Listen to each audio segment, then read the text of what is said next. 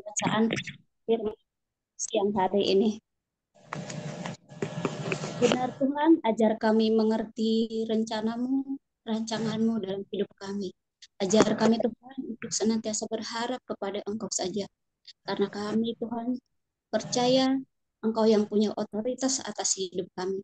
Terlebih di siang hari ini Bapa, hari datang, penuhi kami dengan hadirat-Mu untuk kami boleh memahami firman yang akan kami baca sebentar lagi.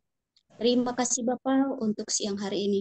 Kami boleh berkumpul di Zoom ini Tuhan bersama wanita-wanitamu ya Bapak dan juga hambamu Bapak Timoteus. Terima kasih Bapak, biarlah hati kami dan pembacaan firman di siang hari ini boleh menyenangkan hatimu. Terpujilah namamu, di dalam nama Tuhan Yesus kami mengucap syukur dan berdoa. Amin.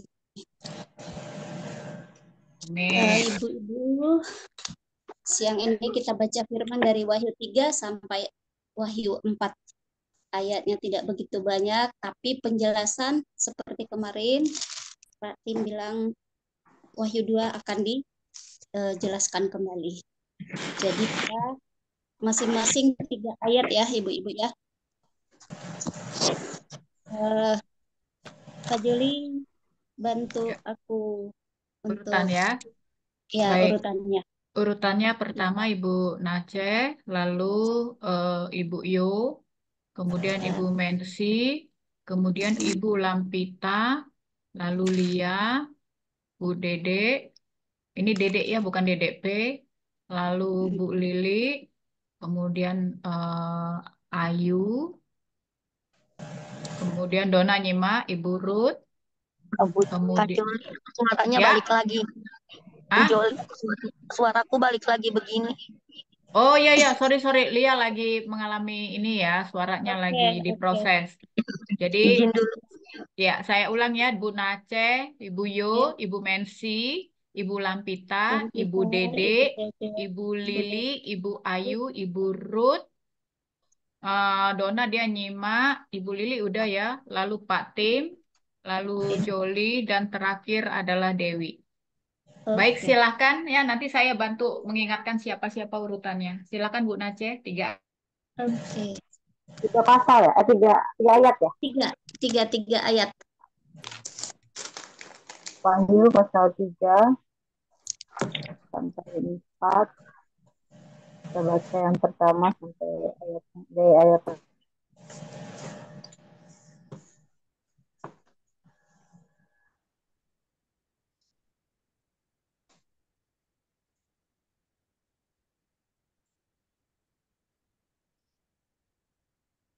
itu bintang itu. Aku tahu segala pekerjaanmu, engkau dikatakan hidup, padahal engkau mati. Ayat 2, bangunlah dan kuatkanlah apa yang masih tinggal, yang sudah hampir mati. Sebab tidak satu pun dari pekerjaanmu aku mendapati sempurna di hadapan Allahku. Ayat 3, karena itu ingatlah bagaimana engkau telah menerima dan mendengarkannya. Turutilah itu dan bertobatlah. Karena jikalau engkau tidak berjaga-jaga, aku akan datang seperti pencuri, dan engkau tidak tahu pada waktu manakah aku tiba-tiba datang kepadamu. Amin. Ayat keempat, Wahyu 3 ayat keempat. Tetapi di Sardis ada beberapa orang yang tidak mencemarkan pakaiannya. Mereka akan berjalan dengan aku dalam pakaian putih, karena mereka adalah layak untuk itu. Barang siapa menang, dia akan dikenakan pakaian putih yang demikian. Aku tidak akan menghapus namanya dari kitab kehidupan, melainkan aku akan mengangkat namanya di hadapan Bapakku dan di hadapan para malaikatnya. Ayat ke-6, siapa bertelinga hendaklah ia mendengarkan apa yang dikatakan kepada jemaat-jemaat. Bu Mensi. Kepada jemaat di Philadelphia, dan kutuliskan kepada malaikat jemaat di Philadelphia, inilah firman dari yang kudus, yang benar, Dan yang tuliskanlah, Bu. Dan tuliskanlah, bukan kutuliskan. Oh ya, ulang ya. Dan kutuliskan kepada malaikat jemaat di Philadelphia, inilah Dan firman. tuliskanlah, Bu Mer. Bukan kutuliskan. Dan tuliskanlah. Dan tuliskanlah kepada malaikat jemaat di Philadelphia, inilah firman dari yang kudus, yang benar, yang memegang kunci Daud. Apabila ia membuka, tidak ada yang dapat menutup. Apabila ia menutup, tidak ada yang dapat membuka. Ayat 8, aku tahu segala pekerjaanmu. Lihatlah, aku telah membuka pintu bagimu yang tidak dapat kututup oleh seorang pun. Aku tahu bahwa kekuatanmu tidak seberapa, namun engkau menuruti firmanku dan engkau tidak menyangkal namaku. Ayat 9, lihatlah beberapa orang dari jemaat iblis, yaitu mereka yang menyebut dirinya orang Yahudi, tetapi yang sebenarnya tidak demikian, melainkan berdusta. Akan kuserahkan kepadamu, sesungguhnya aku akan nyuruh mereka datang dan tersungkur di depan kakimu dan mengaku bahwa aku mengasihi engkau. Amin.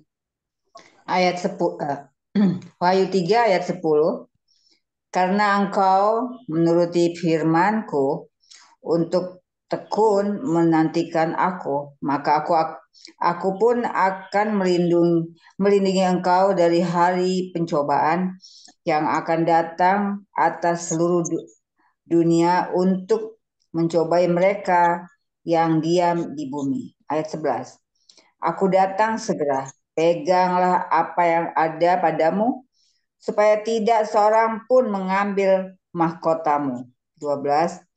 Barang siapa menang, ia akan kujadikan soko guru di dalam bait suci Allahku, dan ia tidak akan keluar lagi dari situ, dan padanya akan kutuliskan nama Allahku, nama kota Allahku, yaitu Yerusalem baru yang turun dari sorga dari Allahku, dan namaku yang baru. Amin.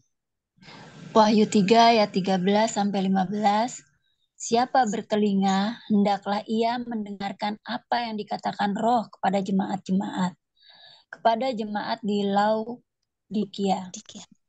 Ayat 14. Dan tuliskanlah kepada malaikat jemaat di Laodikia. Inilah firman dari Amin, saksi yang setia dan benar, permulaan dari ciptaan Allah. 15. Aku tahu segala pekerjaanmu, engkau tidak dingin dan tidak panas. Alangkah baiknya jika engkau dingin atau panas. Amin. Bu Lili. Ayat 16. Jadi karena engkau suam-suam kuku dan tidak dingin atau panas, aku akan memuntahkan engkau dari mulutku. Karena engkau berkata, aku kaya dan aku telah memperkayakan diriku, dan aku tidak kekurangan apa-apa, dan karena engkau tidak tahu bahwa engkau melarat dan malang, miskin, buta, dan telanjang, maka aku menasehatkan engkau supaya engkau membeli daripadaku emas yang telah dimurnikan dalam api, agar engkau menjadi kaya, dan juga pakaian putih supaya engkau memakainya, agar jangan kelihatan ketelanjanganmu yang memalukan, dan lagi minyak untuk melumas matamu, supaya engkau dapat melihat. Amin. Amin. Ayat 19. Barang siapa ku kasihi, ia ku tegur dan ku hajar. Sebab itu relakanlah hatimu dan bertobatlah. 20. Lihat, aku berdiri di muka pintu dan mengetok.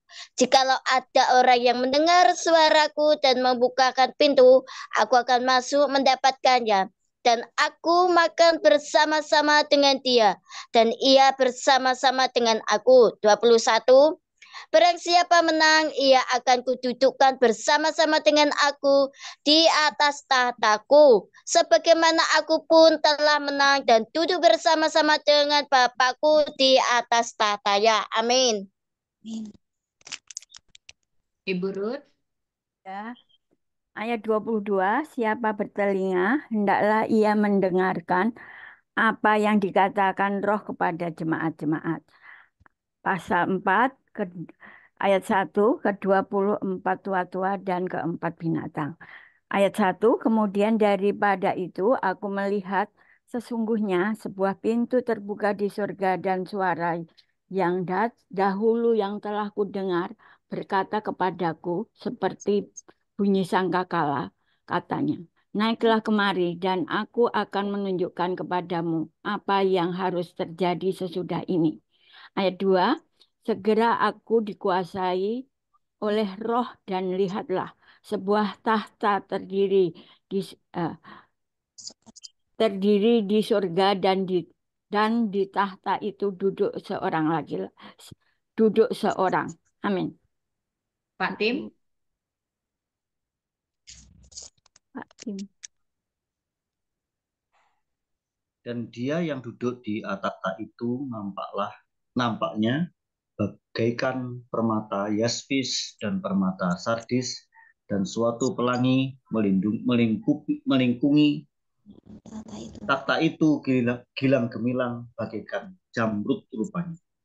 Dan sekeliling takhta itu ada 24 takhta, dan di takhta-takhta itu duduk 24 tua-tua yang memakai pakaian putih dan mahkota emas di kepala mereka. Dan dari takhta itu keluar kilat dan bunyi guru yang menderu, dan 7 obor menyala-nyala di hadapan takhta itu.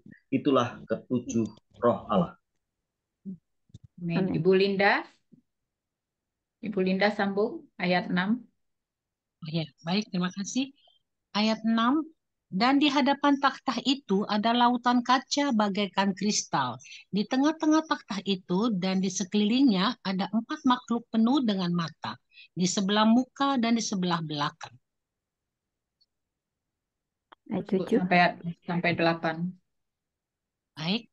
Ayat 7, adapun makhluk yang pertama sama seperti singa, dan makhluk yang kedua sama seperti anak lembu, dan makhluk yang ketiga mempunyai muka seperti muka manusia, dan makhluk yang keempat sama seperti burung nasar yang sedang terbang.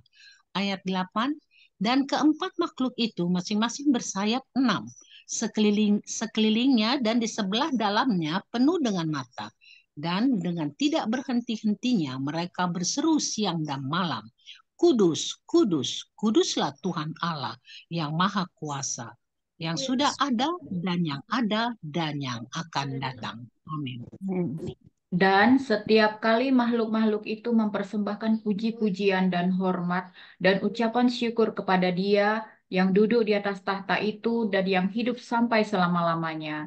10. Maka tersungkurlah ke-24 tua-tua itu di hadapan Dia yang duduk di atas tahta itu, dan mereka menyembah Dia yang hidup sampai selama-lamanya. Dan mereka melemparkan mahkotanya di hadapan tahta itu sambil berkata, Ya Tuhan dan Allah kami, Engkau layak menerima puji-pujian dan hormat dan kuasa, sebab Engkau telah menciptakan segala sesuatu, dan oleh karena kehendak-Mu semuanya itu ada dan diciptakan. Amin. Amin. Amin. Amin. Ya, demikian pembacaan kitab Wahyu 3 dan 4. Dan sekarang kami persilakan Pak Tim untuk menjelaskan arti dan makna dari ayat yang sudah 3, 4. kita baca bersama. Ya, Silakan Pak Tim. Salam ibu-ibu yang dikasihi Tuhan. halo. Dan hari ini kita boleh bertemu kembali dalam pembacaan kitab suci. Dan juga hari ini ada permintaan baru supaya tidak saja menjelaskan inti dari beberapa ayat, tetapi eksposisi gitu ya. Kalau eksposisi itu berarti dari satu pasal mungkin ada beberapa perikop. Lalu dari perikop-perikop itu ada ayat-ayat yang mungkin perlu di-highlight atau perlu dipahami secara tepat sesuai dengan apa konteks dari ayat-ayat yang kita baca. Baik, saya akan coba untuk share screen supaya lebih mudah, supaya nggak kemana-mana pembicaraannya. Begitu, Ibu. Sebentar.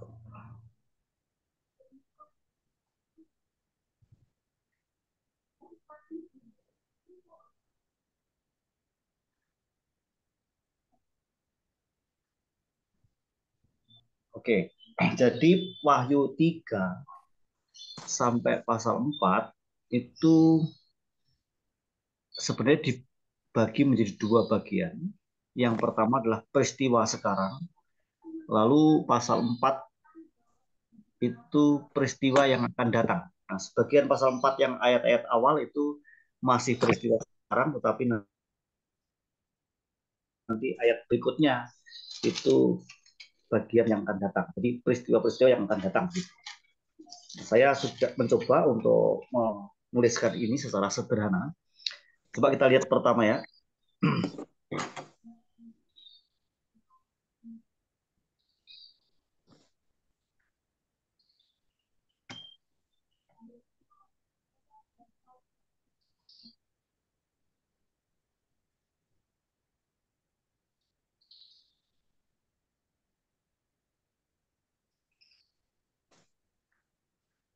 Kayaknya kalau di slideshow kayaknya kesulitan. Jadi saya akan kembalikan ke yang biasa aja.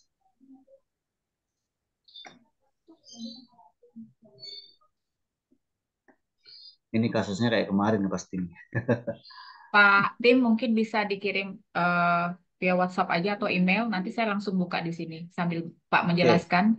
Bisa Oke, dikirim saya ke kirim saya. dulu aja ya. Iya. Baik. Tapi kalau dikirim saya harus tutup dulu karena harus saya pindahkan ke HP ini. Saya keluar dulu ya sebenarnya. Oh, nggak, ya Pak, ya Pak. Kami Atau saya coba ngobrol-ngobrol. biasa aja. Iya, biasa aja nggak apa-apa Pak. Oke.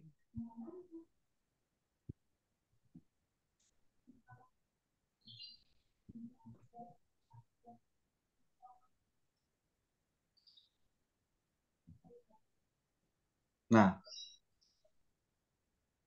kalau seperti ini kelihatan ya? Enggak tuh.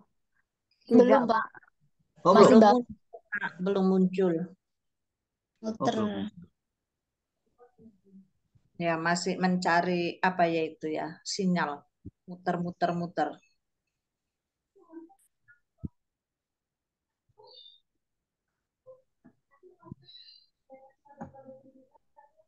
Udah gini Pak, nampak. Oke.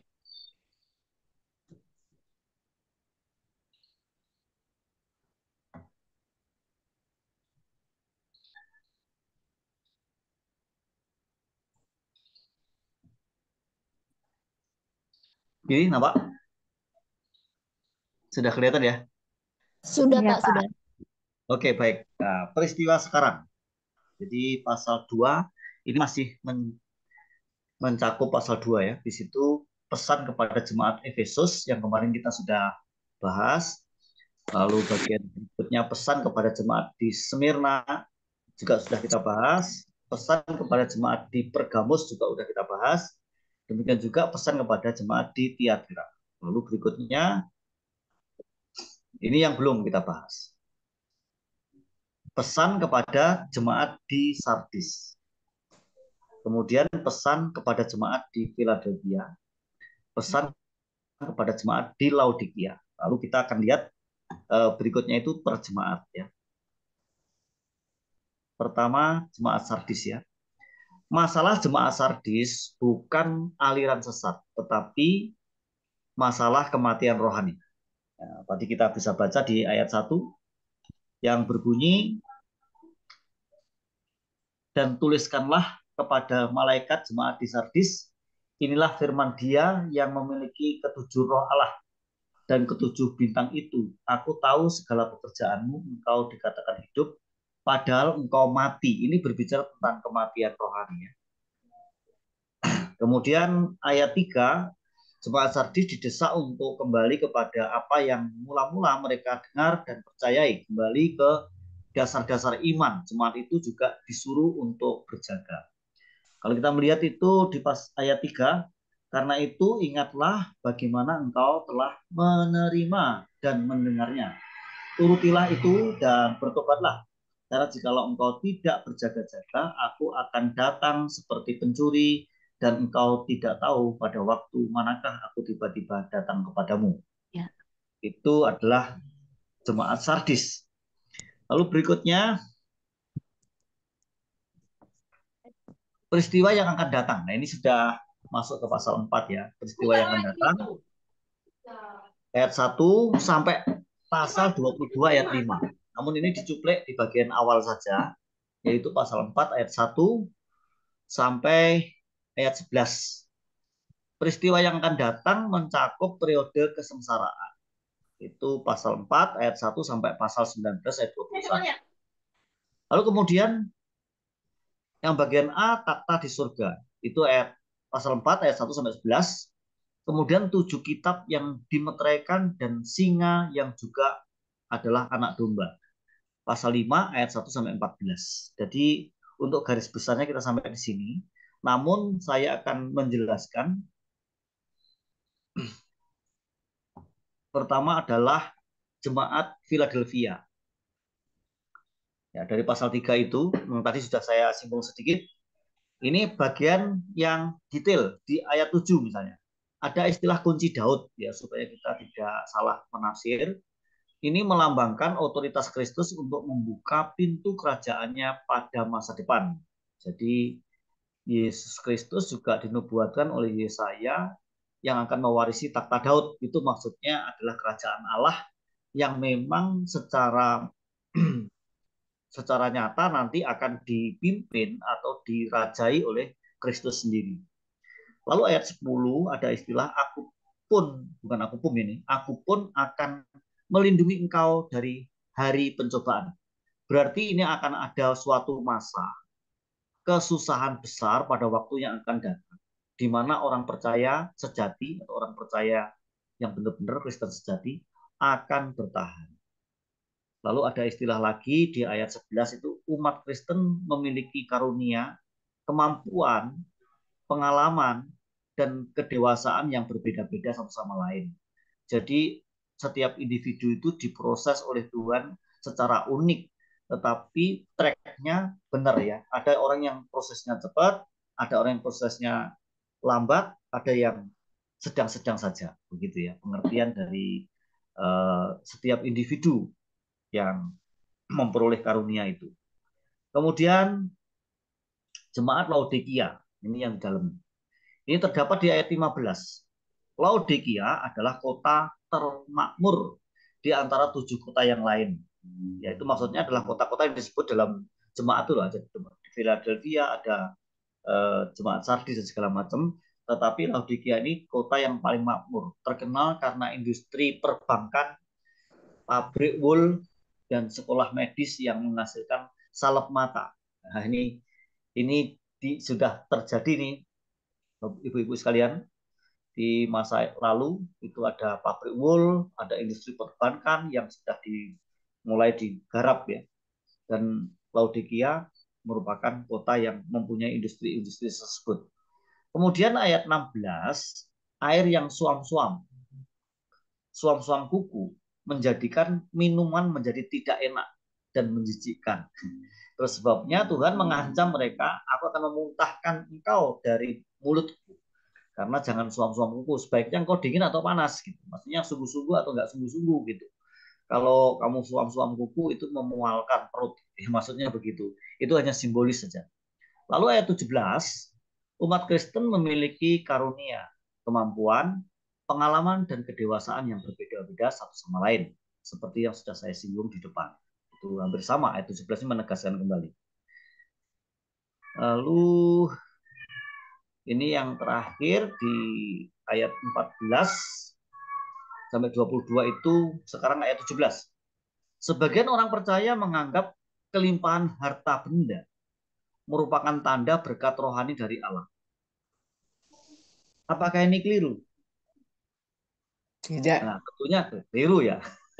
Tentunya keliru kalau ada orang percaya yang menganggap kelimpahan harta benda itu merupakan tanda berkat rohani dari Allah. Karena berkat rohani itu sebenarnya tidak langsung berkorelasi dengan harta kekayaan jasmania atau kebendaan gitu ya. Rohani dan material itu beda. Ada yang bersifat imaterial, ada yang bersifat material. Kalau imaterial itu berarti yang rohani. Kalau material ya berarti yang benda, gitu ya. Harta, benda, kekayaan. Lalu ayat 18. Laodikia terkenal karena kekayaannya yang luar biasa. Kristus menyuruh jemaat Laodikia membeli emas darinya atau harta rohani sejati dari Tuhan. Gitu. Jadi walaupun mereka kaya secara jasmania, secara material, mereka tuh jangan merasa kaya. Karena sebenarnya mereka adalah melarat, miskin, dan telanjang. Maksudnya adalah secara rohani gitu ya. Nah, Allah menginginkan supaya Kristus menginginkan supaya mereka membeli emas dari Tuhan. Gitu. Maksudnya harta rohani.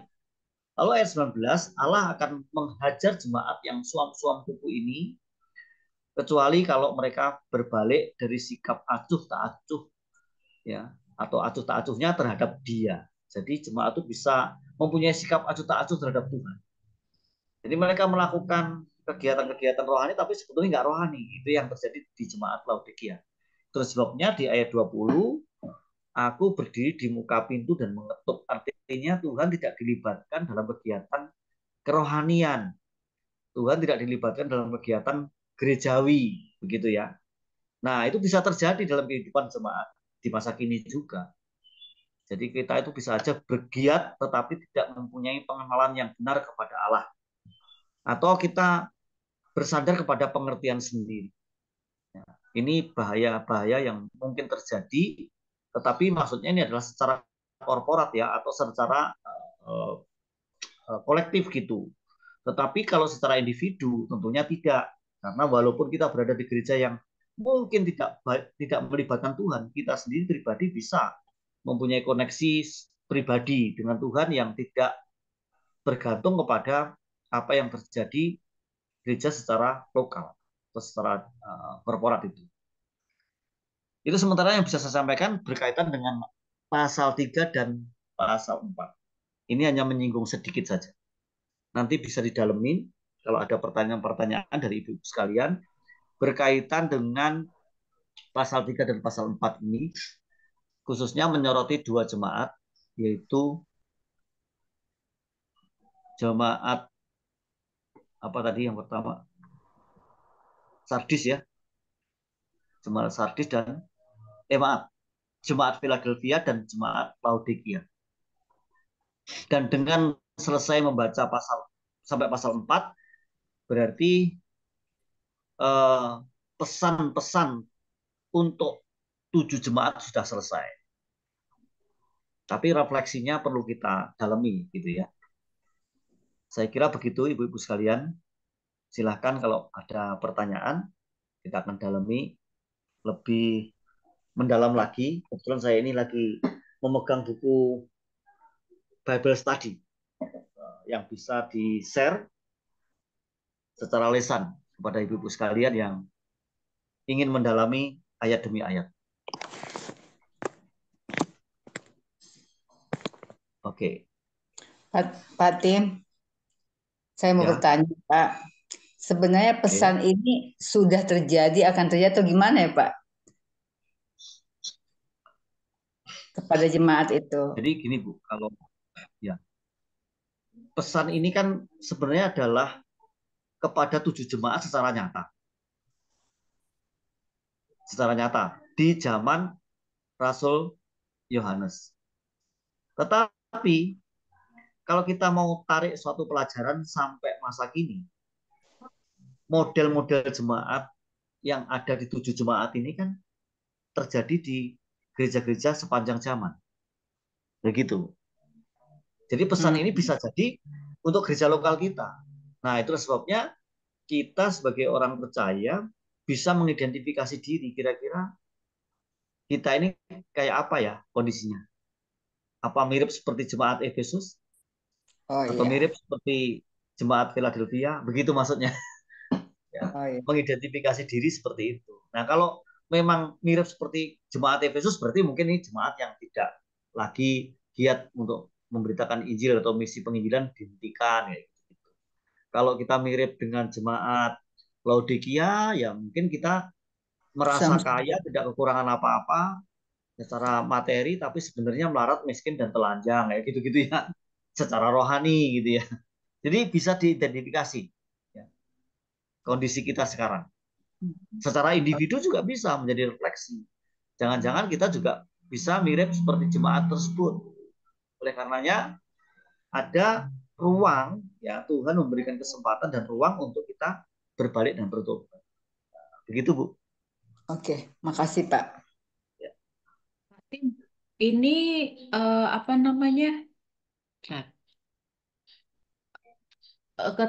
Kenapa si Yohanes menulis pesan ini kepada 7 jemaat ini saja ya? Maksudnya mungkin Pak Tim ada penelahan nggak sih latar belakang kenapa Yohanes memilih 7 jemaat ini saja, tidak ada jemaat yang lain gitu loh. Jadi ini kan secara khusus dia tulis ke Efesus lah, ke Pergamus, siapa? Tia Tiatira, Sardis, Kira Philadelphia, dan Laodikia. Seperti itu. Mungkin ada persyaratan atau indikator kah yang me- membuat Yohanes akhirnya memutuskan ke 7 jemaat ini yang dia pilih untuk menuliskan pesan-pesan ini. Iya, kalau kita telaah dengan seksama, zaman Rasul Yohanes ini menulis kira-kira tahun 95-an ya. Itu jemaat-jemaat lain kan sudah berdiri. Contohnya jemaat Filipi. Tapi di situ nggak ada kan. Kemudian Korintus juga udah ada jemaat. Ya kan? Jemaat Berea bahkan sudah ada. Ya. Tapi kenapa kok hanya 7 yang dipilih? Menarik itu pertanyaannya. Kenapa hanya 7? Rupanya menurut Tuhan Yesus, 7 jemaat ini akan menjadi model jemaat yang berkembang di sepanjang abad. Nah, baik jemaat yang standarnya seperti ini, ya Tuhan sudah punya standar untuk jemaat. Tapi kemudian mereka punya dosa ini. Contohnya jemaat Efesus itu dosanya adalah meninggalkan kasih mula-mula, gitu kan? Jemaat Laodikia itu dosanya apa? Dia tidak melibatkan Tuhan dalam program-program gerejawi. Seperti itu kan. Nah, itu menjadi model dari jemaat-jemaat yang akan berkembang sepanjang abad. Kalau direfleksikan sekarang bisa jadi ini seperti gereja-gereja yang merupakan aliran. Contoh ya, aliran Katolikisme, Katolik, aliran Armenianisme, lalu ada aliran Reform, ada aliran Anabaptis, ada aliran Anglikan, dan seterusnya. Bisa seperti itu refleksinya, gitu Bu. Nah, Tuhan Yesus memilih 7 jemaat ini sebagai model-model jemaat yang akan terus berkembang di sepanjang abad sampai kedatangannya kembali. Dan jangan lupa bahwa Yesus mempunyai doa. Yesus sampai hari ini punya doa. Di Yohanes 17 itu. Supaya mereka menjadi satu. Nah, sehingga kita mengerti konsep gereja yang kudus dan am. Itu gereja secara umum supaya menjadi satu. Maksudnya satu iman, satu roh, satu baptisan, satu Tuhan, kan begitu. Itu pengertiannya. Jangan sampai ada penyimpangan-penyimpangan. Penyimpangan-penyimpangan itu sudah digambarkan sejak zaman Rasul Yohanes ini. Maksudnya begitu, Bu. Oke, siap-siap. Terima kasih Pak untuk penjelasannya.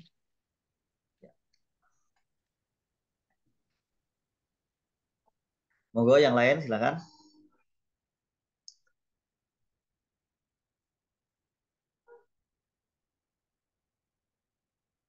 Ini PowerPoint-nya saya tutup aja ya.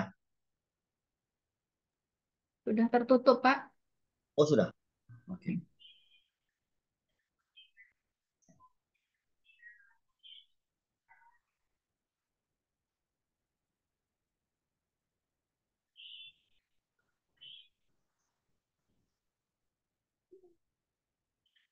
Ya mungkin di pasal 3 dan 4 ini ada kalimat-kalimat atau istilah-istilah yang tidak dimengerti, boleh ditanyakan. Jadi kita saling menolong untuk menganalisis ayat-ayat yang kita sudah baca tadi. Ya.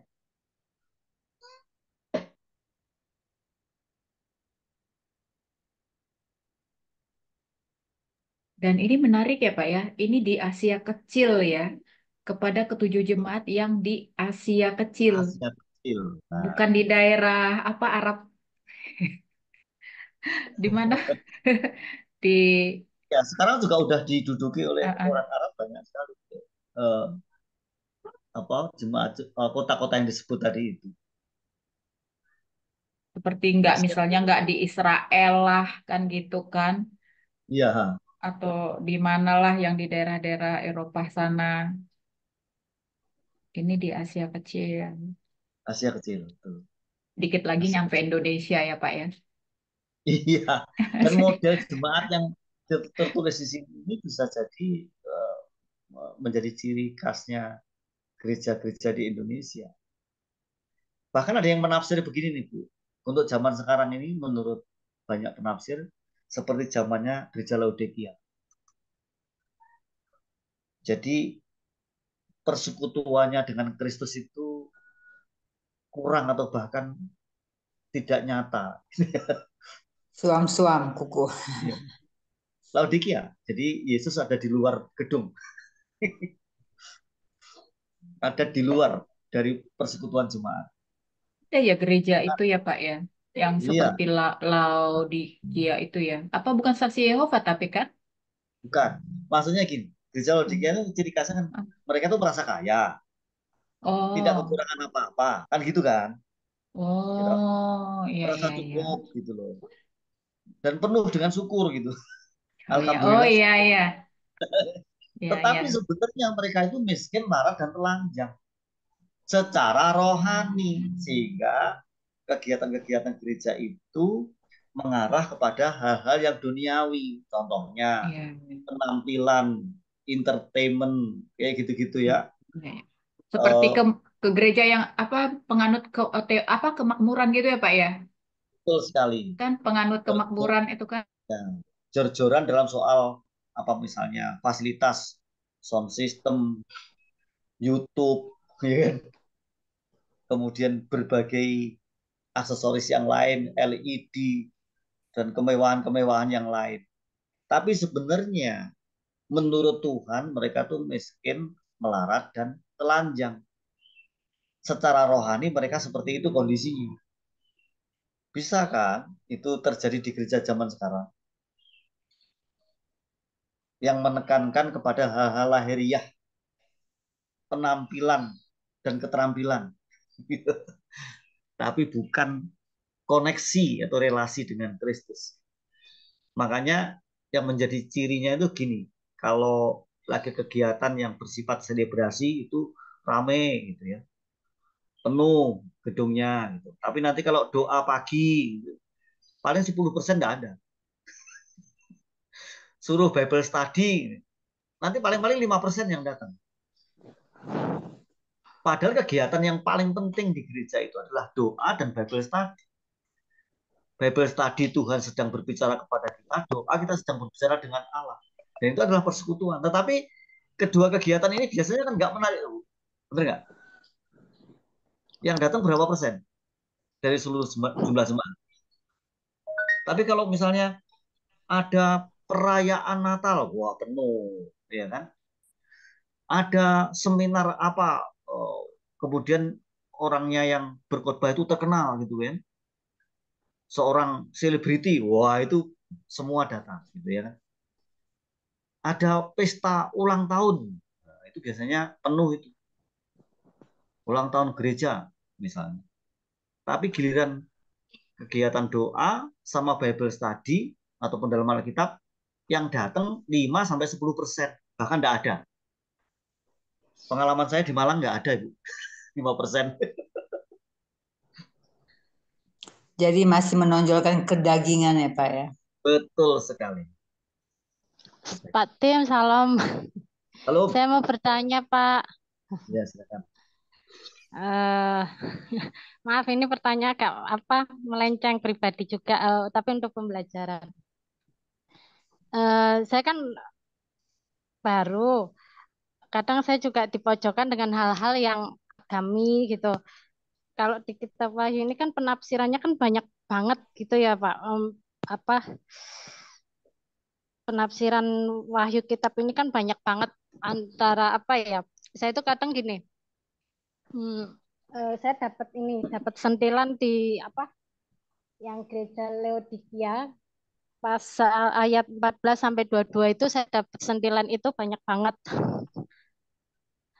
Eh, saya mau tanya ini apa? Saya kadang suka bingung dengan kekurangan saya tentang iman gitu. Maka kadang saya bilang, kadang saya berpikir orang yang udah lahir Kristen tuh harusnya lebih banyak bersyukur karena mereka benar-benar bisa yakin mendalami iman gitu. Untuk orang baru seperti saya itu kadang pertentangan itu banyak sekali gitu yang datang kepada saya gitu. Kadang saya juga ditakut-takutin. Kamu nanti kalau masuk ini kamu masuk neraka gitu. Pernah saya bilang masuk neraka itu seperti apa? Mereka menjelaskan kayak gini-gini. Dengan bodohnya saya juga bertanya, emang udah pernah masuk neraka sampai bisa membicarakan hal neraka itu gitu. Kalau misalnya ada tiketnya, saya mau beli, saya mau ngerasain yang namanya neraka, surga. Saya sudah itu level di mana saya sudah bosan dengan rohani, mungkin kayak udah kemurtatan dengan agama dengan Tuhan tuh saya di titik di mana saya kayak orang ateis yang nggak percaya Tuhan, nggak percaya agama pada saat itu gitu. Di sisi lain di sini gitu ada beberapa kamu kalau ikut kita pasti masuk surga gitu. Saya tanyakan lagi, emang bener yakin? Emang pernah ngerasain gitu saya. Pernah ngerasain gitu. Kalau pernah ngerasain saya ikut saya gituin kan. Eh, Banyak pertentangan-pertentangan kayak gitu kan. Ini saya cuma minta tolong secara pemikiran saya yang terlalu narsis kayak gini tuh mohon benarkan tuh maksudnya apa ya, sudut pandang saya ini kalau salah saya minta tolong dengan Pak Tim untuk meluruskan karena sampai detik ini banyak orang yang datang ke saya itu pasti masalah hal-hal yang sesensitif itu yang kadang membuat pola pikir saya itu jadi kayak udahlah capek. Sekarang yang penting rasa aja deh, yang paling penting apa-apa rasa gitu, apa-apa peka gitu. Yang namanya penglihatan apa gitu, saya agak sedikit kurang setuju. Saya lebih lebih ke sensitif ke pekaan perasa. Misalnya saya punya orang, saya rasa ini orang baik gitu aja, nggak bisa saya melihat secara kasat mata itu susah untuk percaya sama orang gitu. Mungkin itu aja sih Pak Tim, mohon diluruskan secara pandang saya. Saya itu dapat sentilan yang ini yang ayat 14 apa ayat 14 sampai 22. Ayat Terima 14 kasih pasal Pak berapa? Tim. Pasal 4 3. Yang ini yang 3 sampai 22 itu kan tentang jemaat gereja Laodikia yang dia dia jemaat yang apa dari kepuasan diri ke suam-suaman iman, kemurtatan. Itu yang saya rasakan saat ini. Oke, jadi Terima kasih Pak. pertanyaan Ibu siapa nama Pak namanya? Siapa Bu? Novi. Bu Novi. Novi ya, Bu Novi saya jadi apa? Sofi Ya. Pak, bukan Novi. Bu S. Sofi, Bu Sofi. Oke. Sepertinya saya harus menjelaskan sedikit tentang iman. Ya. Menurut Bu Sofi, apa perbedaan iman Kristen dan dengan iman non-Kristen? Oke, saya jawab ya Pak. Kalau menurut saya pribadi ya, kalau salah maaf. Kalau imam yang saya anut ini saya lebih mengacu ke kebenaran, tapi kalau yang dulu saya lebih mengacu ke hal-hal yang baik. Jadi saya nggak bisa menonkatifkan semua negatif dan positif. Semuanya saya pandang dari segi yang dulu saya menganggap mereka melakukan mereka mencerminkan sesuatu yang baik. Tapi kebenaran menurut saya agak logika saya nggak nyampe. Tapi kalau di sini kebenaran mungkin 99% mengarah ke kebenaran. Itu aja. Oke, saya tanya lagi. Oke. Sama nggak?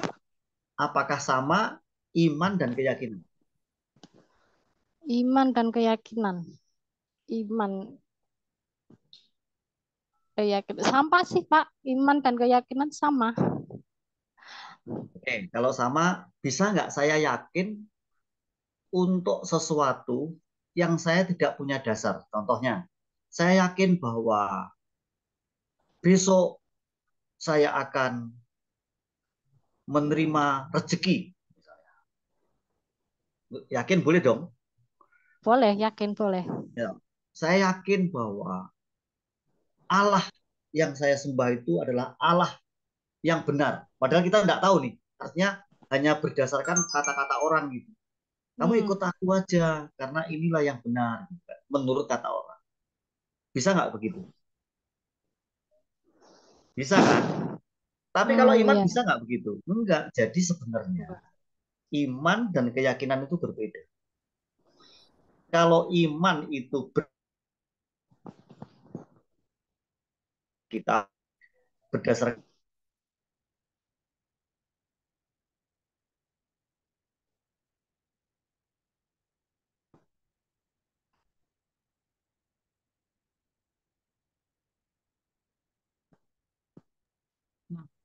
Timnya freeze. Pak timnya freeze ya? Pak timnya freeze, Bu. Ini karena pertanyaan Sofi ini apa mungkin menakutkan. Jadi jadi Pak timnya langsung menjadi patung. Wah, itu karena mungkin murka saya kayak sama laki-laki. Ayo kamu bertanggung jawab, Sofi, di sini dulu. Aduh.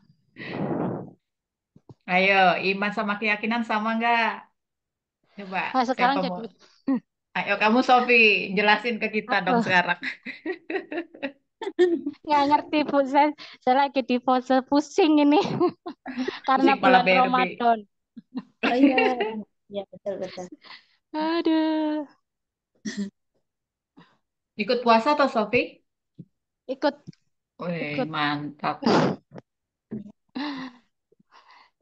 Kita ikut bukan berarti kita meyakini hal itu ini ya, Bu. Cuma Ya, lebih ke apa ya? beda. Beda Beda aja. doanya. Ya, Beda. nggak gitu, Bu Sofi. Kita juga kan Ya. agama Kristen kan, kita juga seorang Kristen kan kita diwajibkan puasa juga Ada sebenarnya. puasa Oh juga, iya, iya. ada. Iya, iya. Puasa Saya Pak tahu. Esther, puasa Daniel, puasa eh, seperti saya sekarang puasa 40 hari misalnya. Tapi saya Oh, kemarin puji ya Tuhan. Luar ya biasa, makanya Ibu. sebenarnya semua sama. Tapi kalau sekarang kan karena kita apa namanya kita ngerasakan penderitaan Yesus sekarang ini kan hari-hari penderitaan Yesus gitu kan itu. Kalau kemarin saya nggak sampai 4 bulan, tahun kemarin saya 40 hari, tahunnya kena saya sakit kemarin, jadi saya cuma 28 hari kayaknya gitu deh. Jadi sebenarnya sama aja, beda lah, beda. Kalau kita puasa karena kita merasakan bagaimana Yesus telah membela saya, mengorbankan dirinya bagi saya. Jadi saya merasakan apa yang dirasakan Tuhan. Padahal tidak seberapa sih sebenarnya ya dibandingkan sakitnya, sakitnya Tuhan itu gitu. Cuman kita cuma puasa doang gitu. Itu aja. Sehat selalu Ibu Lampita. Saya beralih ke HP saja karena kelihatannya laptop saya bermasalah karena tidak bisa langsung connect ke WiFi. Jadi saya ke HP saja. Ini Bapak ya, Pak Wahyudi ya.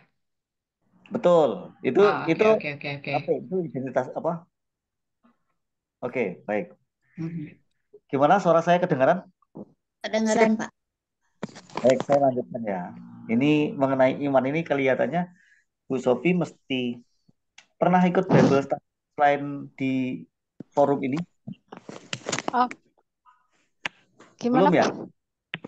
Selain di forum Zoom ini atau di kelompoknya Bu Joli ini pernah ikut pendalaman Alkitab belum? Belum. Jadi Bu Sofi belum dibaptis? Sudah. Sudah. Di gereja apa Bu? Mohon maaf. Saya harus tahu. Di KKI Kartosuro. Oh, Kartosuro. Oke. Pada waktu mau dibaptis, Ibu ikut katekisasi nggak? Enggak. Itulah saya agak kecewa dengan beberapa hal seperti itu. Baik, maaf ya ibu-ibu yang lain ya. Saya mesti menanyakan. Karena ini berkaitan dengan sejarah rohani seseorang. Nah, Bu Sofi pada waktu mau dibaptis, jadi tidak katekisasi ya Bu ya?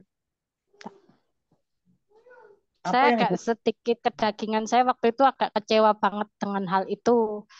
Oke.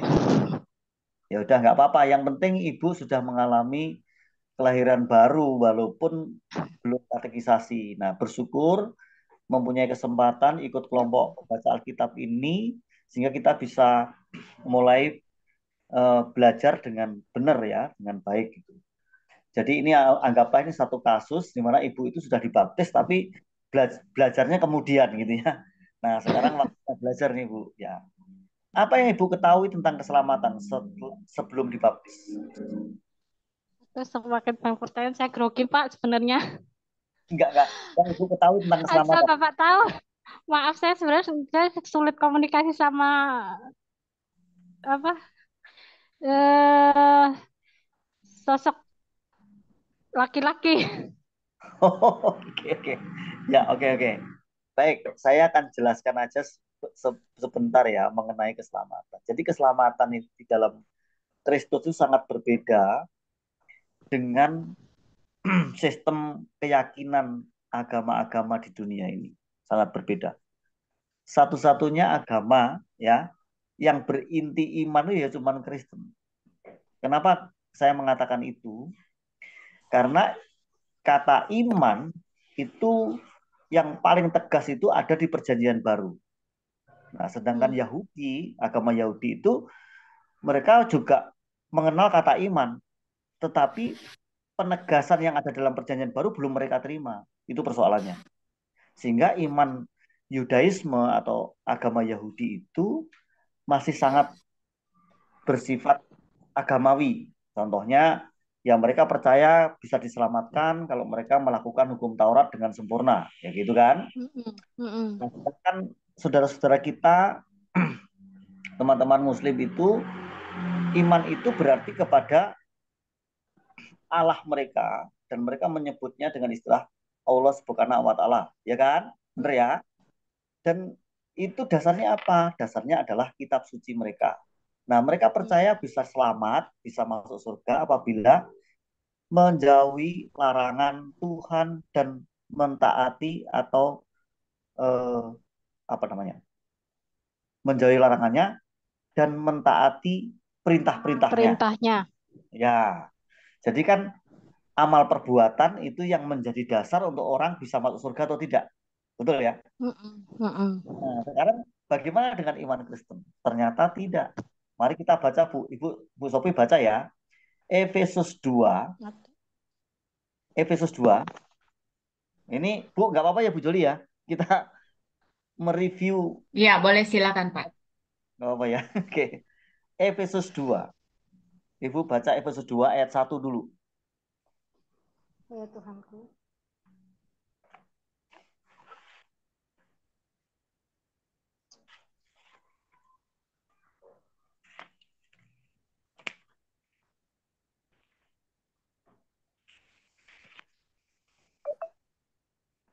Ya, silakan Bu. Efesus 2 ayat 1. Kamu dahulu mati karena pelanggaran-pelanggaran dan dosa-dosamu.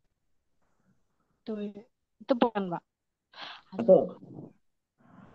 Kamu dahulu sudah mati karena pelanggaran-pelanggaran dan dosa-dosamu. Terus Bu, ayat 2.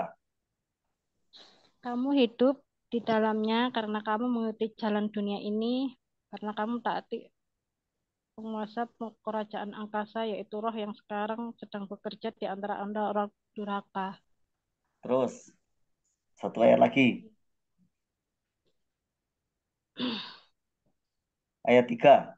Sebenarnya dahulu kami semua juga terhitung di antara mereka ketika kami hidup di dalam hawa nafsu daging dan menuruti kehendak daging dan pikiran kami yang jahat. Pada dasarnya kami adalah orang-orang yang harus dimurka sama seperti mereka yang lain. Oke. Terus ayat 4. Nanti saya jelaskan.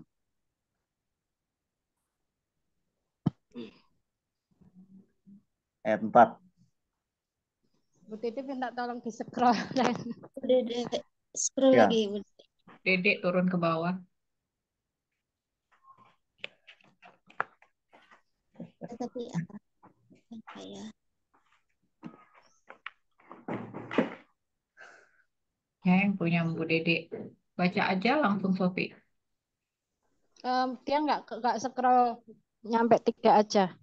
Oh, udah saya dapat. Tetapi Allah yang kaya dengan rahmat oleh karena kasih-Nya yang besar yang dilimpahkannya kepada kita. Amin.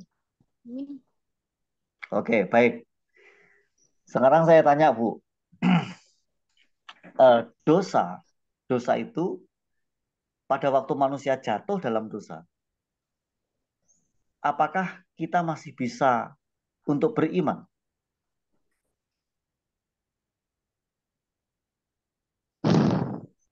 Menurut Bu Sofi, apakah orang berdosa itu masih bisa beriman?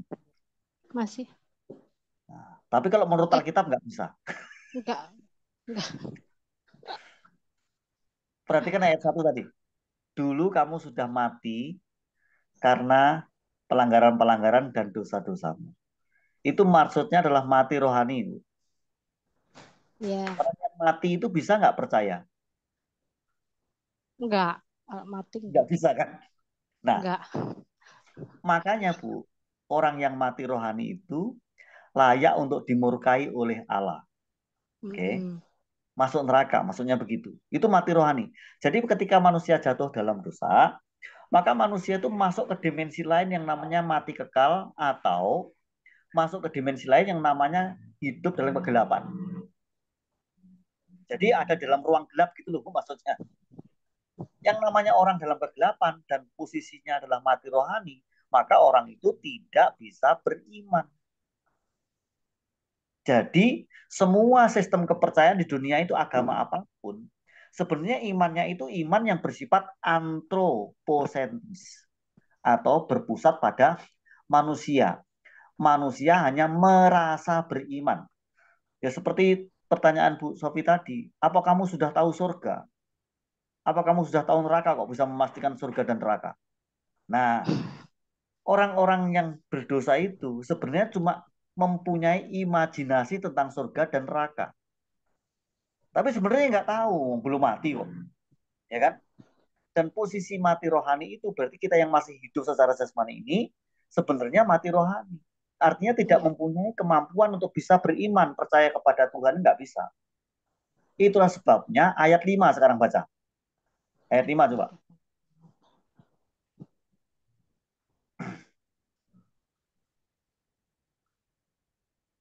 Ya, ayat 5-nya mesti dibaca. Nah, ayat 5.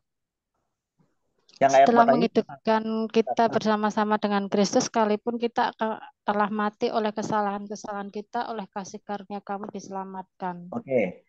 Tetapi Allah yang kaya dengan rahmat oleh karena kasih-Nya yang besar yang melimpahkannya, yang dilimpahkannya kepada kita, telah menghidupkan kita bersama-sama dengan Kristus. Saya tanya, menghidupkan itu maksudnya bagaimana?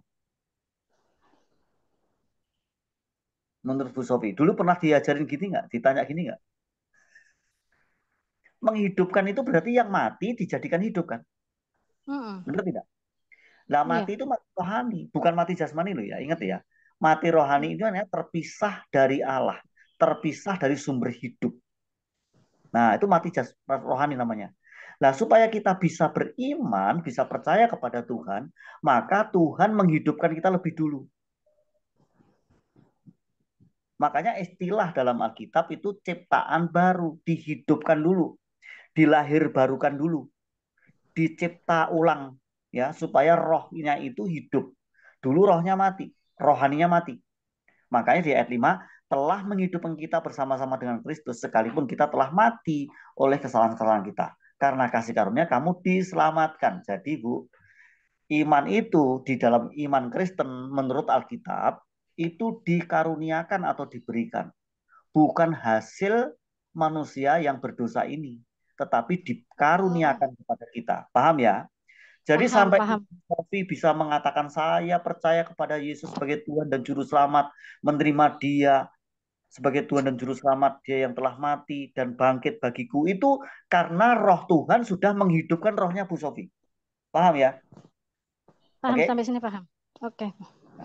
Karena dihidupkan, maka Ibu Sofi menerima karunia iman. Oke? Sehingga bukan dengan kemampuan orang berdosa percaya kepada Kristus, tapi dengan Roh Kudus yang menemplak atau menginsapkan Bu Sofi. Atau bahasa lain, Bapa menarik kita. Itulah sebabnya Yohanes 15 ayat 16, bukan kamu yang memilih aku, tapi aku yang memilih kamu. Oke, dipahami Bu? Oke, udah Dan paham. agama Kristen, iman Kristen itu Allah yang menghampiri kita. Allah yang menjangkau kita. Sedangkan agama-agama lain itu Allah manusia yang menghampiri Allah. Iya. Walaupun tidak pernah berhasil. Nangkep ya? Ya, udah Manusia paham sekali. menghampiri Allah. Padahal Allah itu tidak terhampiri, namanya transenden. Oke? Nah, sedangkan iman Kristen itu Allah yang menjangkau kita, yang menghampiri kita, yang menemukan kita dalam kondisi mati.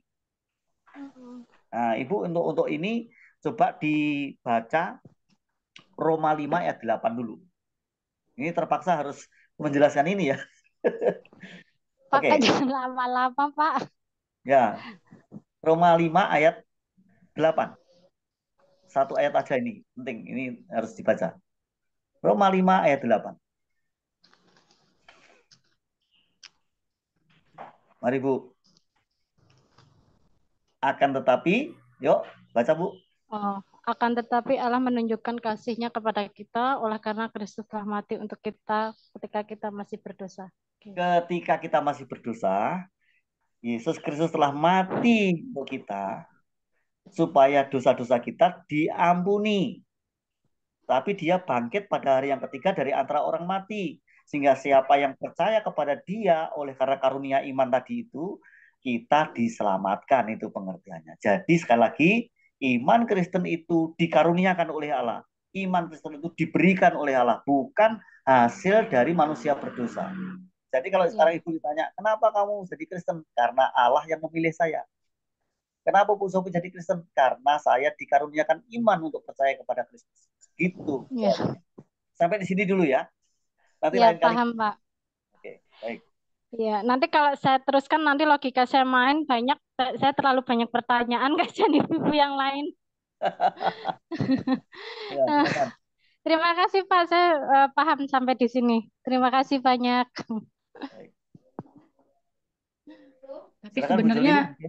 kalau Ada menurut yang saya lain? sebenarnya menarik ya penjelasan tadi pertanyaan Sofi, juga penjelasan Pak Tim karena kalau mau jujur saya juga sebenarnya dari penjelasan Pak Tim ke Sofi itu juga jadi mengerti gitu. Walaupun memang saya juga dulu Kristen sudah dibaptis gitu kan, saya baru mengerti gitu. Oh ternyata bedanya itu gitu ya. Ternyata apa Tuhan bukan saya yang menghampiri Tuhan, tapi Tuhan menghampiri kita. Ha, contoh-contoh hal-hal yang seperti itu gitu ya. Terus tadi ada apa ya yang saya juga dengar itu eh apa sih tadi yang soal bahwa harus dihidupkan gitu ya, bahwa dulu ini kan terkait dengan roh ya, artinya Pak ya manusia roh kita ya. Jadi manusia roh kita yang dulu mati kemudian dihidupkan dengan roh Allah seperti itu. Nah, saya mau lanjut pertanyaan sebenarnya karena menarik sih tadi penjelasannya. Jadi gini Pak, misalnya nih ya, saya katakan saya itu sudah Kristen dan saya sudah dibaptis waktu kecil dan kemudian saya sudah baptis sidik. Tetapi jujur, waktu baptis sidik dulu itu mungkin pengalaman saya pun dialami oleh ibu-ibu lain ya yang belum lahir baru, maksud saya yang belum kita mengenal yang namanya kasih mula-mula. Jadi waktu saya merasa bahwa waktu saya di CD dulu itu adalah formalitas gitu loh, formalitas untuk pengakuan bahwa memang saya sudah meranjak dewasa seperti itu. Jadi dibaptislah Sidi. Nah, sementara saya mengikuti itu yang namanya katekisasi dan segala macam. Cuman karena rohnya saat itu memang tidak connect, jadi ya seperti saya belajar waktu saya SMP, SMA, kuliah, ya seperti itulah saya mempelajari katekisasi itu gitu. Jadi secara pengetahuan tidak manusia rohnya itu tidak ada. Terjadilah baptis Sidi. Setelah itu hidupnya biasa-biasa aja. Nah, menurut Pak Tim, walaupun saya sudah baptis sidik gitu ya, mulut saya mengakui seperti yang Sabtu Am dan segala macam yang sudah kita katakan ketika kita di sidik, ketika belum mengalami kasih mula-mula, apakah itu masuk di dalam ayat ini? Maksud saya apa tadi itu? Berarti roh kita itu masih mati kan?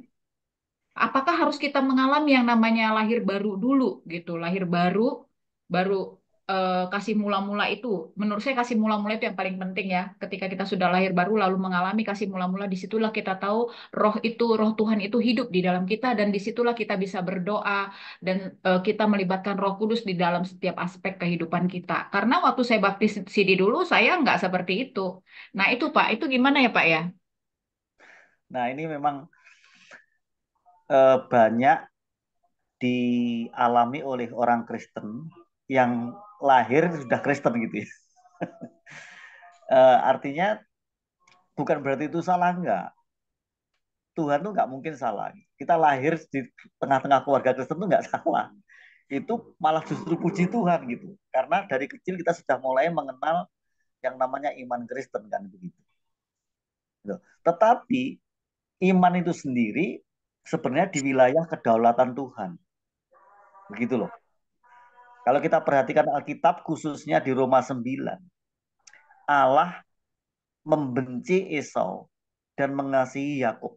Pernah membaca itu? Ayat 12 misalnya.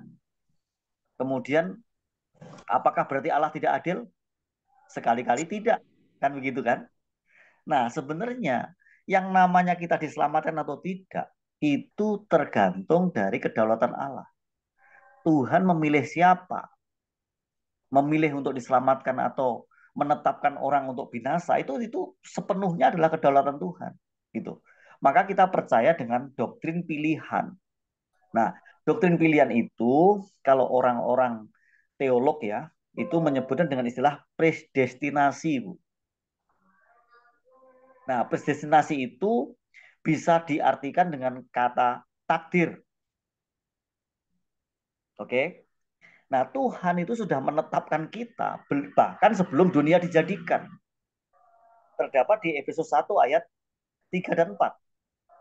Sebelum dunia dijadikan kita sudah dipilih oleh Allah untuk diselamatkan kan? Begitu kan? Itu yang pertama. Yang kedua, ya, Tuhan tuh memanggil. Nah, Tuhan memanggil dengan suaranya. Dan itu berarti pengertiannya adalah Roh Kudus. Itu memanggil kita supaya kita bisa mendengar suara Allah, maka Roh Kudus itu menghidupkan kita lebih dulu. Telinga rohaninya dibuka oleh Tuhan. Dan pembukaan telinga rohani itu namanya kelahiran kembali. Oke, Bu? Kelahiran kembali. Kita dilahirkan ulang supaya roh kita yang mati, yang karena dosa-dosa dan pelanggaran itu hidup kembali. Kita masuk ke dimensi yang namanya terang. Jadi orang itu nggak mungkin bisa mendengar suara Tuhan kalau Roh Kudus tidak menghidupkan roh kita. Oke, Bu? Clear ya di situ ya.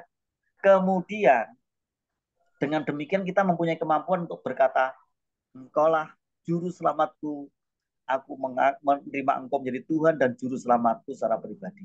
Nah, itu bisa terjadi pada waktu sebelum dibaptis, saat dibaptis, atau sesudah dibaptis. Karena itu peristiwa rohani, karena kelahiran baru itu pekerjaan Roh Kudus. Nah, sementara kita tahu bahwa pekerjaan Yesus Kristus itu membaptis kita dengan Roh Kudus. Betul? Yesus membaptis kita dengan Roh Kudus melahirkan kita kembali. Nah, ini dua hal yang berbeda nih. Ya, Yesus membaptis kita Roh Kudus. Nah, Roh Kudus membaptis kita ke dalam tubuh Kristus. Nah, ini pekerjaan ini adalah peristiwa rohani, Bu. Nah, peristiwa rohani itu kita sebenarnya secara natural nggak tahu. Kita kapan kejadiannya sebenarnya nggak tahu. Tetapi diberikan tanda oleh Tuhan. Tandanya apa? Kita mempunyai kemampuan untuk mengaku Yesus sebagai Tuhan. Itu. Tanda yang pertama itu di Roma 10 ayat 9. Lalu tanda yang kedua, haus dan lapar. Jadi seperti bayi yang haus akan air susu yang murni, yaitu firman Tuhan. Jadi tanda berikutnya adalah perubahan hidup. Itu yang kita tahu, Bu. Gitu. Ya Pak, benar-benar. Ya. Jadi saya sudah mengalami lahir baru dong ya. Saya sudah mengalami 3 itu. Kalau sudah bisa berubah, Karena bisa berubah, sedang berproses. Sedang berproses gitu. Iya, benar-benar. Iya, oke. Terima kasih Pak Tim penjelasannya. Kembali ke Bu Dewi, hostnya. Saya mau tanya dulu, Pak Tim. Saya mau tanya nih di Wahyu 4. Itu kan itu dikelilingi oleh di duduk Bapa Kuasa, dikelilingi oleh eh, yang terakhir lah, ada makhluk yang pertama, kedua, ketiga yang menyerupai eh, singa segala macam gitu. Nah, apa keempat makhluk itu apakah itu yang disebut serafim? Karena di sini kan dia berseru-seru mengatakan kudus, kudus, kuduslah Tuhan gitu. Apa itu Ayat serafim, berapa, Pak? Bu? Maaf, ayat berapa tadi? Lupa saya. Ayat Ayat 8. mulai ayat 7. 7 ya? Oke. Ya. Ya. Serafim bukannya malaikat pemuji ya, Pak? Nah, oke. Kita teliti dulu ya teksnya ya. Mari kita lihat dulu teksnya. Ayat 7. Bunyinya, adapun makhluk yang pertama sama seperti singa. Dan makhluk yang kedua sama seperti anak lembu. Makhluk yang ketiga mempunyai muka seperti muka manusia, dan makhluk yang keempat sama seperti burung nasar yang sedang terbang.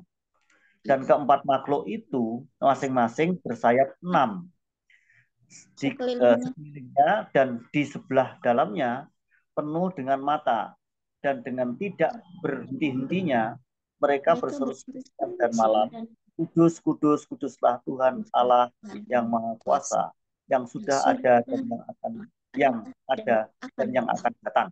Gitu ya. Coba kita teliti sekarang. Rupanya sama seperti yang diungkap di kitab Yesaya. Ya. Sebenarnya tidak jauh berbeda. Ini merupakan nubuatan atau pengulangan ya, pengulangan dari penglihatan yang dialami oleh Yesaya, lalu satu lagi Rasul Yohanes yang mengalami itu. Nah, kita lihat sekarang. Ya, ayat 7 dulu. Maaf, ayat 8 langsung ayat.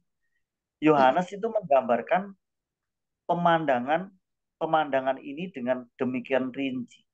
Karena umat Kristen abad pertama berasal dari banyak latar belakang. Nah, itulah sebabnya Tuhan memberikan penglihatan yang sedemikian luar biasa itu.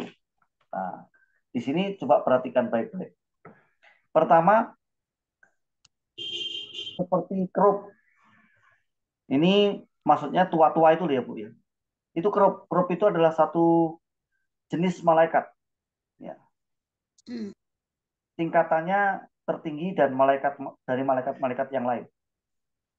Lalu menjaga takhta Allah, memimpin orang-orang lain dalam penyembahan, dan menyatakan kekudusan Allah, atribut-atribut Allah yang Maha Kudus, ya, dilambangkan dalam penampilan seperti binatang. Pada empat makhluk ini adalah keagungan dan kekuasaan, atau singa. Ya, di situ singa.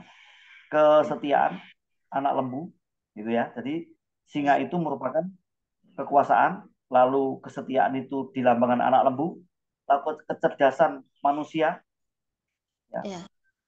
Kemudian yang seperti punya muka manusia tadi, dan kedaulatan itu burung nasar.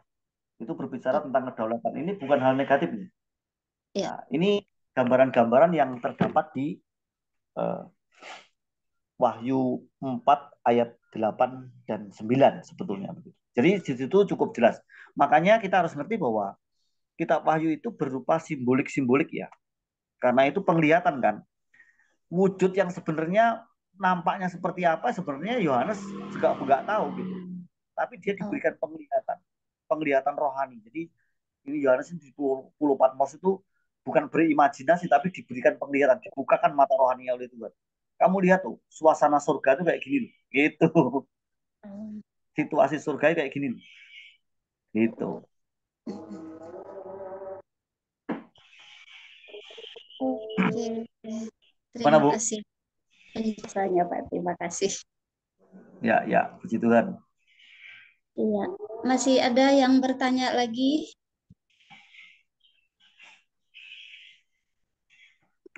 Oke.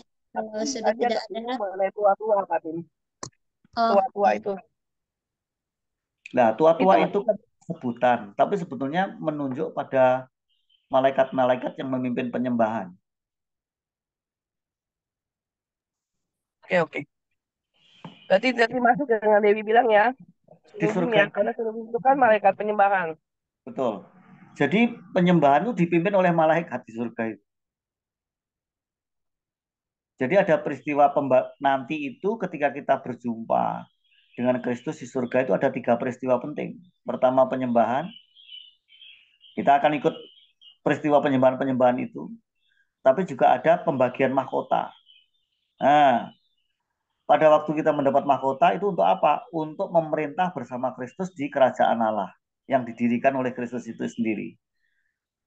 Jadi surga itu jangan dipikirkan hanya doa pujian penyembahan, enggak. Ada pemerintahan. Bahkan kita pahami nanti menubuatkan Yerusalem baru. Surga turun ke bumi dan itu jadi pusat dari pemerintahan Allah begitu.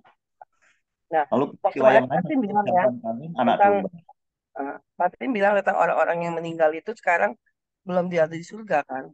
Berarti memang dipersiapin ya Patin sebenarnya. Seperti nanti kan memang 24 tua-tua, berarti nanti ada upacaranya waktu kita masuk dalam kerajaan 1000 tahun kan? Gini. Kalau orang-orang yang mati dalam Kristus, sekarang itu kan posisinya atau tempatnya sudah di surga kan? Di langit yang ketiga kan? Iya. Sementara yang mati di luar Kristus itu ada di Hades atau Sheol. Oke. Nah, kemudian kerajaan 1000 tahun itu harus dipahami secara interpretasi ya atau penafsiran ya. Karena ada sebagian gereja yang menafsir kerajaan 1000 tahun itu betul-betul nyata di bumi. Ya, kerajaan 1000 tahun. Artinya ya 1000 tahun itulah kerajaan itu terus berjalan gitu. Dan nanti akan berdiri ketika Yesus datang kedua kali. Ada yang percaya seperti itu. Tetapi jangan lupa, ada yang menafsir bahwa kerajaan 1000 tahun itu adalah simbol dari angka yang sangat banyak. 1000 itu angka yang sangat banyak. Artinya menunjuk kepada kekekalan. Nah, jadi ada yang percaya bahwa kerajaan 1000 tahun yang nyata di bumi itu nggak ada. Nggak ada. Tetapi adanya adalah kerajaan Allah. Dan kerajaan Allah itu sudah diberikan kepada setiap orang percaya. Berupa kebenaran, damai sejahtera, sukacita oleh Roh Kudus. Itu tinggal dalam hati orang percaya. Dan itu nanti akan terus-menerus mewarnai hatinya orang percaya sampai kerajaan Allah dinyatakan. Jadi kerajaan 1000 tahun itu tidak ada di muka bumi. Makanya ada istilah dalam pelajaran eskatologi amilenial. A itu tidak, milenial itu 1000 tahun. Jadi tidak ada kerajaan 1000 tahun di bumi. Nah, ada 2 pengertian tuh. Ada yang percaya ada kerajaan 1000 tahun di bumi, ada yang nggak percaya. Begitu. Itu semua dari kitab Wahyu itu sumbernya. Jadi ada 2 tafsir seperti itu. Nah, kita termasuk yang mana? Percaya dong Patin. Termasuk yang mana Bu Yana? Yang percaya dong Patin, udah sampai sekian jauh masa nggak percaya? Nah, karena Bu Yana dari Gereja Betel Indonesia.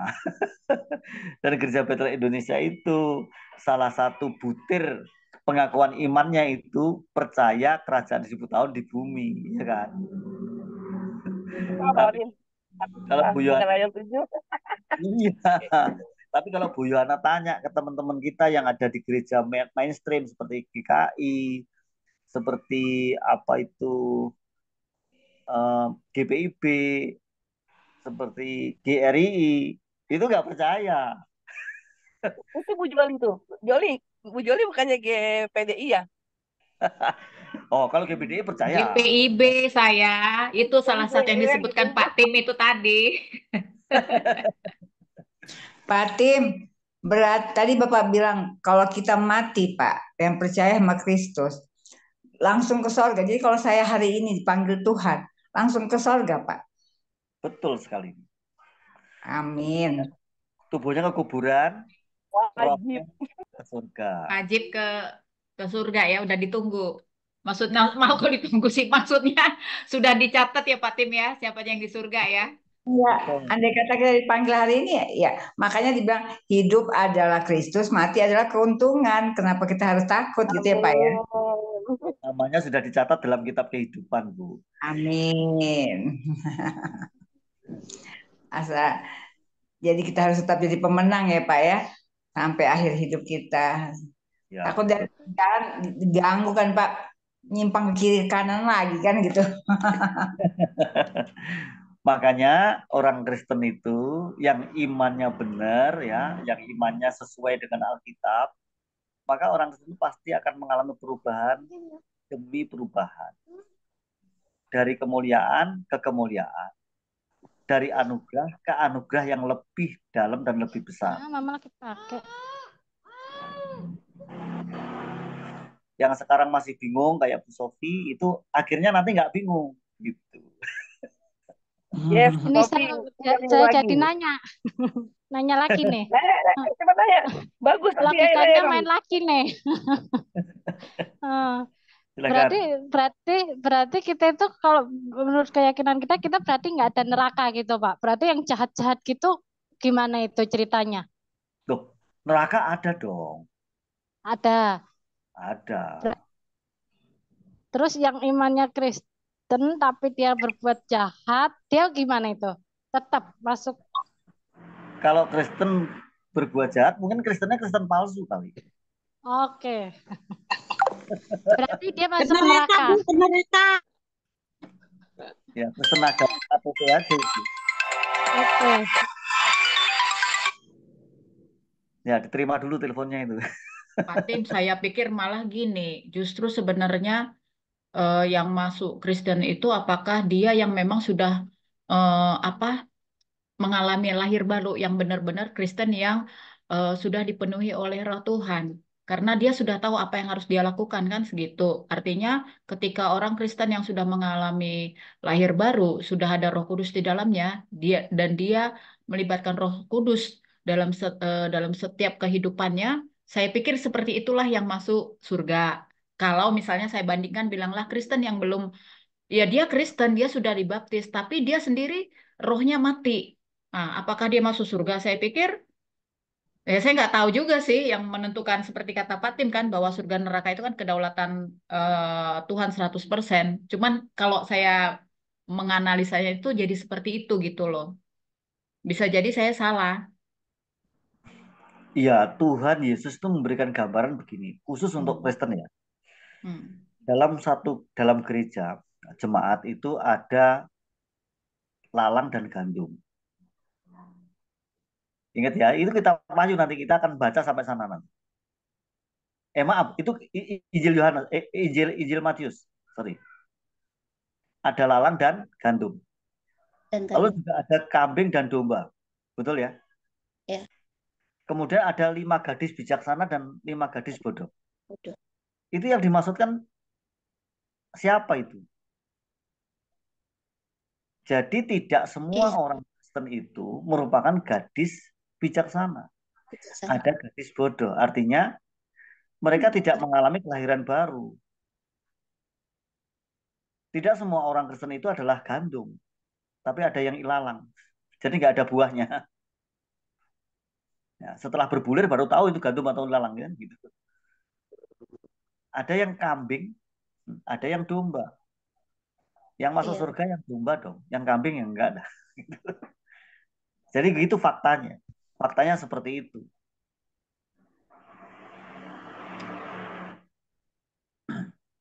Iya benar.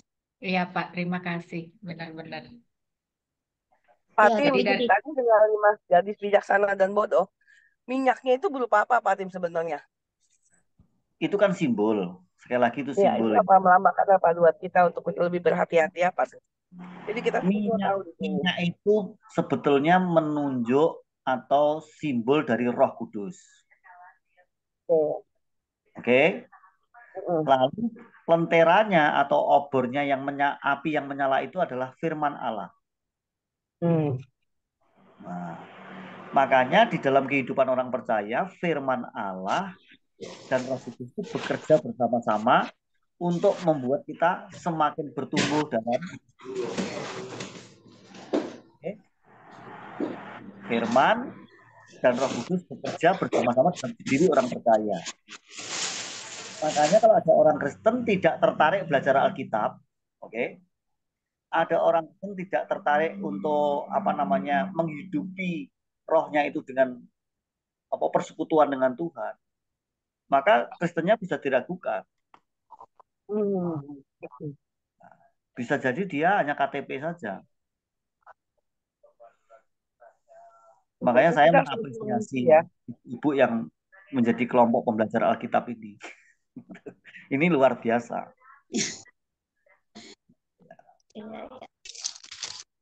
Mungkin ada gini ya Pak Tim yang diberkata, kerjakanlah keselamatanmu takut dan gentar. Untuk itu orang Kristen itu supaya benar naik ke surga itu supaya taat gitu ya Pak, gitu ya. Kira-kira gitu ya Pak ya. Begini, kalau itu kan Filipi pasal 2 ya Bu, itu ayat 12 dan 13 ya. Itu konteksnya beda. Konteksnya beda. Yang dimaksudkan kerjakanlah keselamatanmu itu maksudnya kamu tuh harus menghidupi keselamatan yang sudah diberikan, itu maksudnya. Karena di ayat 13 Allah lah yang mengerjakan dalam kamu, yaitu firman dan Roh Kudusnya yang sudah dimeteraikan Roh Kudusnya, dan firman Allah itu sudah diberikan kepada kamu. Berupa apa? Firman yang hidup, yaitu Yesus Kristus, dan firman yang tertulis, yaitu Alkitab. Jadi jaminan itu bukan berarti kita diselamatkan karena kita melakukan sesuatu, tidak. Karena Tuhanlah yang melakukan. Coba ayat 13 yang dibaca. Nggak boleh dipotong itu. Itu kan masih koma. Keselamatanmu karena Allah lah yang mengerjakan dalam kamu, kan begitu. Jadinya Pak kita ada jaminan lah Pak, pasti ada jaminan lah Pak ya. Betul sekali. Jadi orang yang sudah lahir kembali itu dijamin. Itu di Efesus pasal 1 ayat 13 dan 14.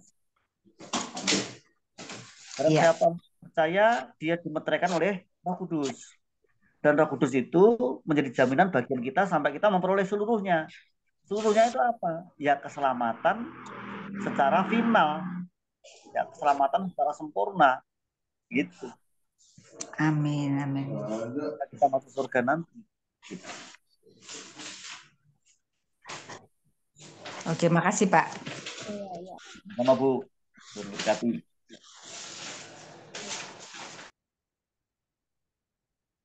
Oke, tidak ada lagi yang mau bertanya? Tanya sama Sofi, Dewi. Sofi mau nanya lagi. Oh, yang Sofi kayaknya masih ada nih yang masih pengen muntahkan gitu, tapi wajahnya Sofi ini.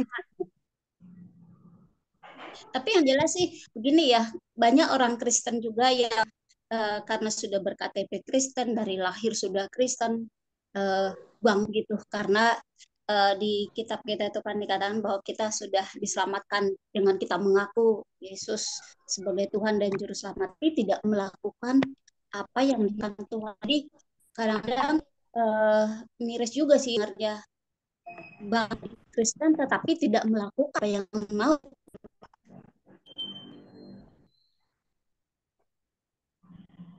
Jadi seakan-akan itu jadi kebanggaan gue Kristen gitu, tapi kelakuannya gitu bukan sebagai anak Tuhan. Jadi kita malah jadi jadi gitu yang melihatnya gitu Pak. Ya itu sebenarnya Kristen KTP saja. Jadi Kristen yang kayak gitu kan artinya tidak menghidupi kekristenannya toh. Iya benar. Nah, Tuhan mau namanya Kristen itu kan Kristus ada di dalamnya. Kristus itu berarti kan pengikut Kristus. Nah kalau dia hidupnya tidak meneladani Kristus, lalu Kristen apa itu?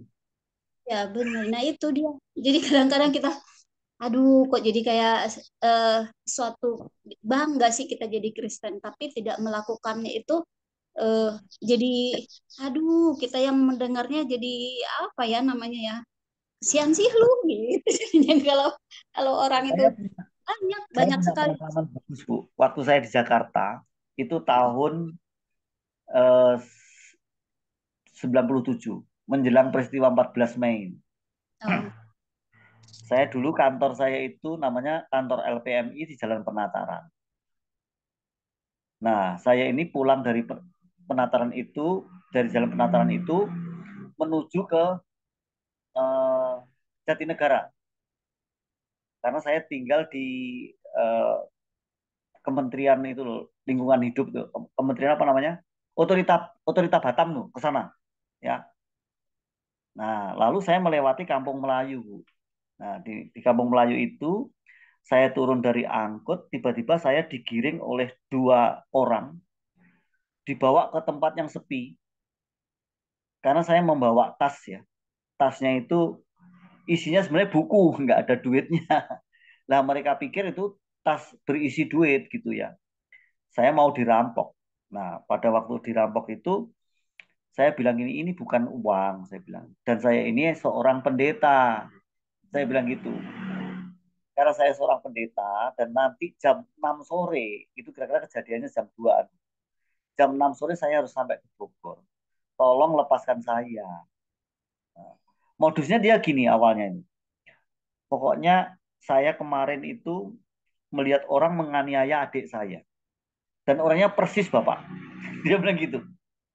Jadi kalau Bapak tidak mau mengunjungi adik saya yang sakit itu, yang baru dipukuli itu, saya nggak bertanggung jawab kalau nanti Bapak belur dipukuli orang.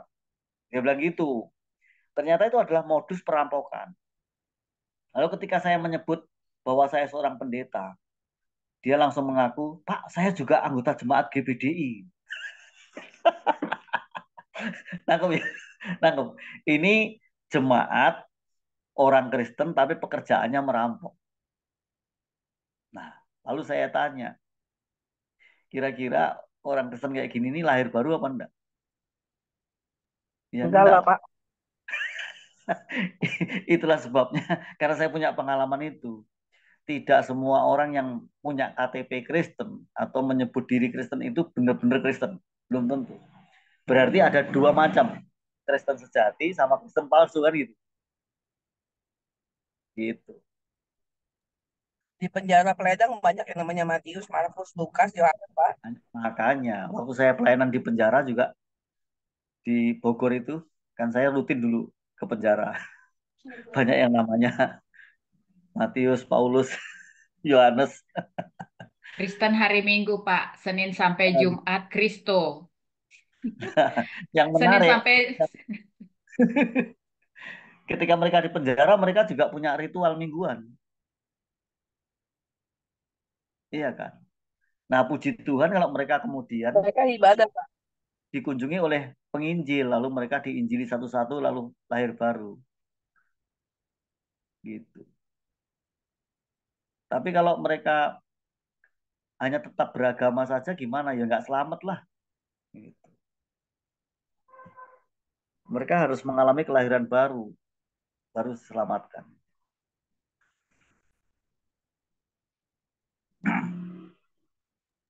Terima kasih Pak Tim penjelasannya. Mungkin sudah cukup ya penjelasan dari Pak Tim untuk kita boleh memahami dan tentunya melakukannya juga dalam kehidupan sehari-hari. Banyak hal yang sudah kita dapat dan tidak hanya dari perikop bacaan kita sore ini. Banyak yang sudah kita dapatkan. Mama Jadi, sudah berangkat. Terima kasih Pak Tim sudah memberikan penjelasan yang begitu detail buat kami di sore hari ini. Dan kita tutup pertemuan kita di sore hari ini dengan doa penutup. Boleh diwakilkan Ibu Dede ya? Suaranya kecil sekali ya. Kok hilang suaranya Bu, Ibu? iya. Boleh Bu Dede yang tutup doa pertemuan kita sore ini? Boleh. Oke, terima kasih. Baik, Bapak Ibu sekalian, kita satu dalam doa. Tuhan Yesus, terima kasih pada siang hari ini menjelang sore kami bisa berkumpul mendengarkan firman-Mu dari Wahyu 3 dan 4. Terima kasih atas penjelasan dari Pak Tim yang menguatkan, menyadarkan kami bagaimana Tuhan bekerja dalam kehidupan kami masing-masing. Terima kasih hari ini ibu-ibu sudah bisa meluangkan waktu untuk bisa membaca, mendengarkan firman-Mu. Berkati kami semua, jaga lindungi kami, tutup bungkus kami dari hal-hal tidak baik. Biarkan kami menjalankan hari ini sampai dengan malam dan kami bisa bangun esok hari dengan penuh sukacita. Dan tetap percaya bahwa Kau Tuhan selalu ada menyertai kami semua. Terima kasih Tuhan Yesus. Hanya di dalam nama-Mu kami berdoa mengucap syukur. Haleluya. Amin. Amin.